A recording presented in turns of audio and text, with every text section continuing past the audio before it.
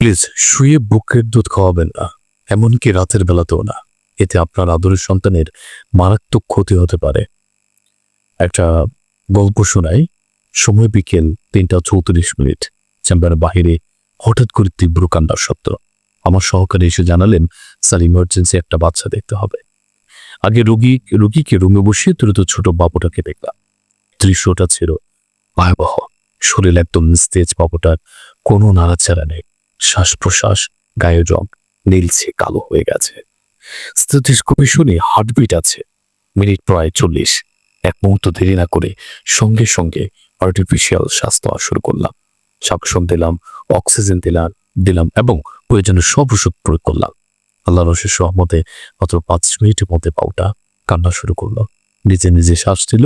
কয়েক মিনিটের মধ্যে শরীরের রং সহ সবকিছু স্বাভাবিক হয়ে গেল। আর একটু দেরি হলে হয়তো বাবুটিকে বাঁচানো যেত না।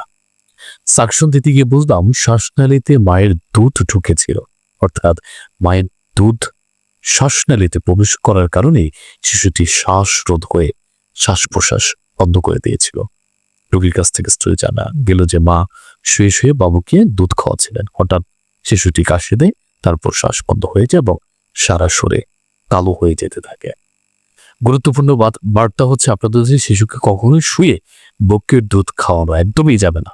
অবশ্যই মাকে বসে সঠিক ভঙ্গিতে দুধ খাওয়াতে হবে। রাতের বেলাতেও শুয়ে দুধ খাওয়ানো বিপজ্জনক। মা হয়েছেন, মা আমাদের একটু কষ্ট করতে হবে। এই কষ্টটা আপনার সন্তানের জীবন বাঁচাতে পারে। মনে রাখবেন, আপনার একটু অসতর্কতা আপনার সন্তানের জন্য মারাত্মক বিপদের কারণ হতে পারে। এই ঘটনাটি ঘটেছে ডাক্তার আশরাফুল আমিন চৌধুরী, নবজাতক শিশু বিশেষজ্ঞ ডাক্তার এবং শিশু বক্ষব্যাধি বিশেষজ্ঞ ডাক্তারের সাথে। সেখান থেকে এই গল্পটা দিয়ে নেওয়া, আপনাদেরকে সতর্ক করার জন্য।